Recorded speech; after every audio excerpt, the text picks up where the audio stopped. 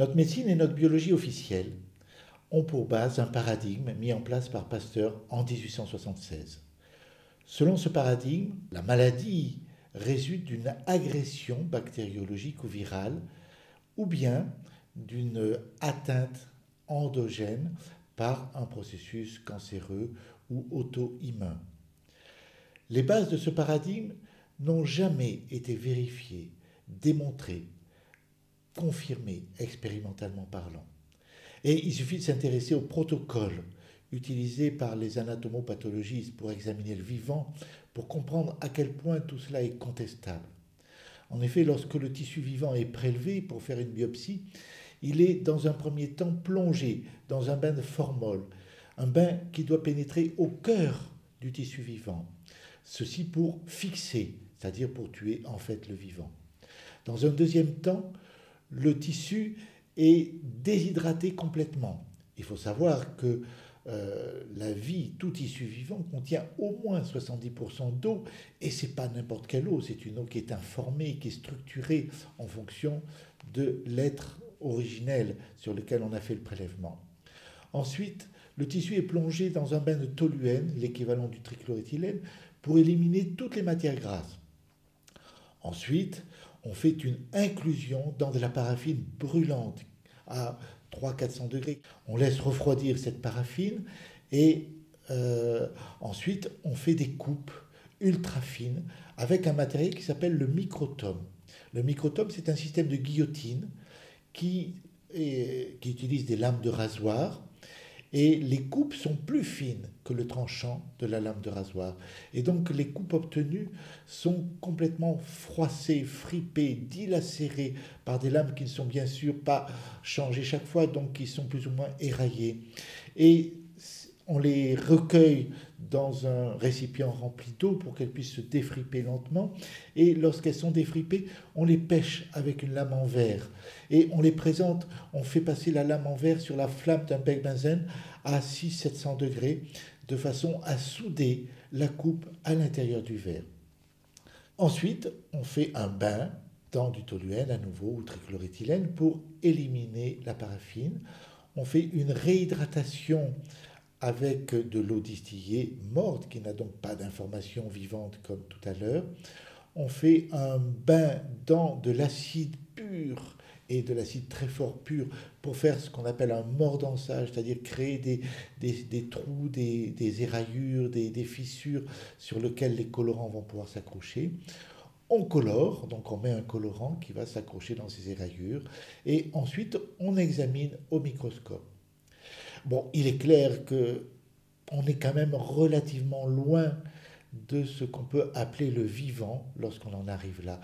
Et c'est étonnant parce qu'il existe des techniques de microscopie extrêmement simples et accessibles à tout le monde qui se font directement sur le vivant, comme la microscopie à fond noir. Et malheureusement, ça ne semble pas être connu, en France en tout cas. Il faut savoir que sur le vivant, jamais personne n'a observé de mitose ou de méiose, c'est-à-dire de multiplication cellulaire. Jamais. Les seules multiplications cellulaires qu'on peut observer, c'est sur les êtres unicellulaires, comme les amibes, qui se coupent en deux.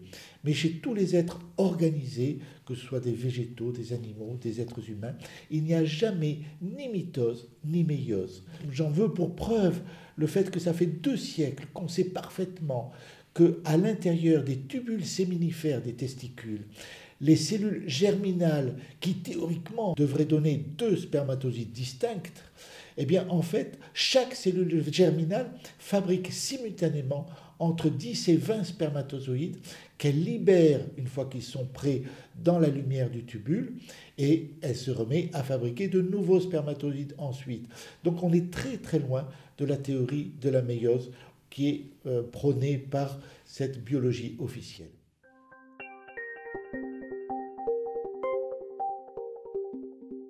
Alors, qu'en est-il en réalité du vivant?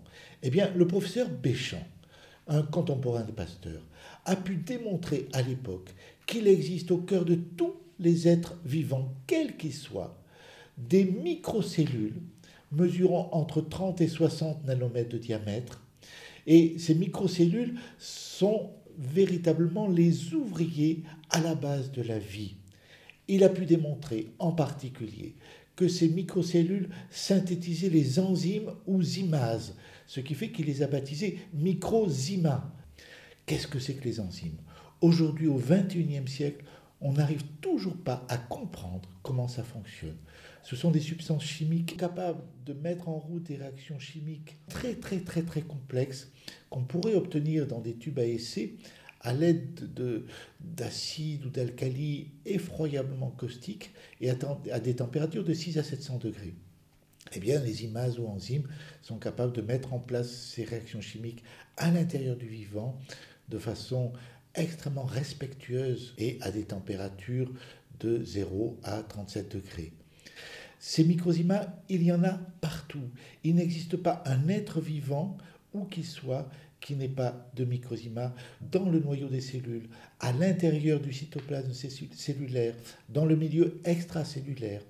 La membrane cellulaire est constituée par des microzymas juxtaposés. Elle n'a pas, en fait, c'est pas une structure autonome, indépendante, avec des protéines ou des lipides, comme on le fait croire. Le professeur Béchamp a pu démontrer que ces microzymas sont quasiment immortels. On les retrouve à l'état d'hibernation, dans de la craie ou du calcaire fossilisé qui a plus de 12 millions d'années. Et ils sont capables de se réactiver, par exemple dans les aquariums, et de redonner des coquillages qui ont 12 millions d'années d'une certaine manière. Et tous ces travaux de Béchamp ont été corroborés aujourd'hui par les géologues et les biologistes modernes, et ils les ont baptisés nanobes ou nanobactéries. Et en particulier, je pense au professeur Olavi Cajander, à Madame Virginia Miller, au professeur Robert Folk ou au professeur Philippa Owens. Cette dernière a pu mettre en évidence, grâce à la microscopie électronique qui permet d'obtenir des grossissements bien plus importants, qu'il y a à l'intérieur de chaque microzyma, au cœur de chaque microzyma, un cristal de silicium. Ça permet de comprendre que la plupart des informations génétiques héréditaires sont très probablement inscrites sur ce cristal de silicium à la manière des informations inscrites sur les clés USB de nos ordinateurs. Donc c'est complètement renversant par rapport à nos croyances et à nos théories ou nos hypothèses officielles d'aujourd'hui. Dans ce cas, l'ADN et l'ARN ne seraient plus que les chaînes de montage de nos métabolites propres. Mais déjà à l'époque de Pasteur, donc à l'époque de Béchamp, Béchamp avait pu démontrer que c'est dans les microzymas et nulle part ailleurs qu'ont lieu les combustions et la respiration cellulaire qui sont indispensables à la vie.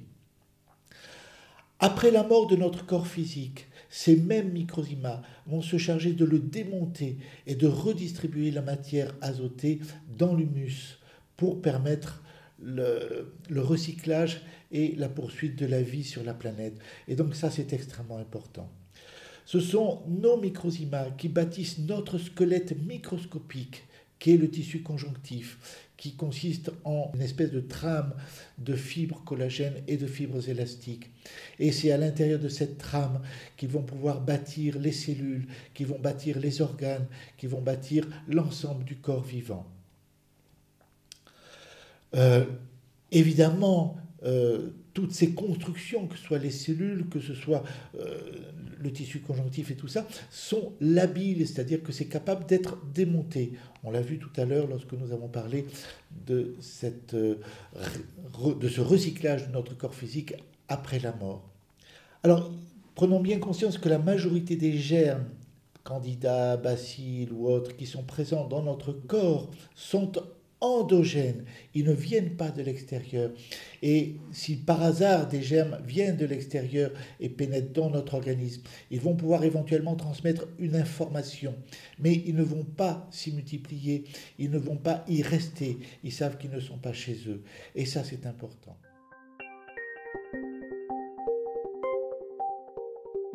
Les microzymas sont des êtres vivants à part entière.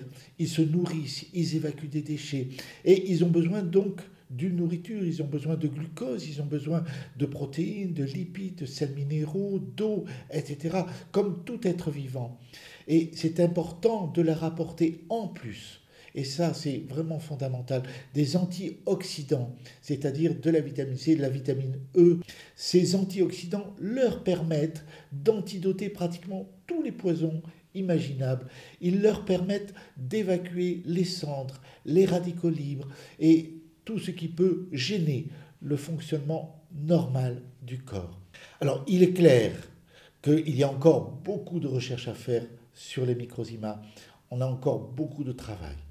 Mais dès à présent, si l'on accepte de prendre en compte la réalité des microzymas et leurs fonctions, eh bien, cela va nous permettre de comprendre de manière totalement différente les processus de la vie, de la maladie et de la guérison.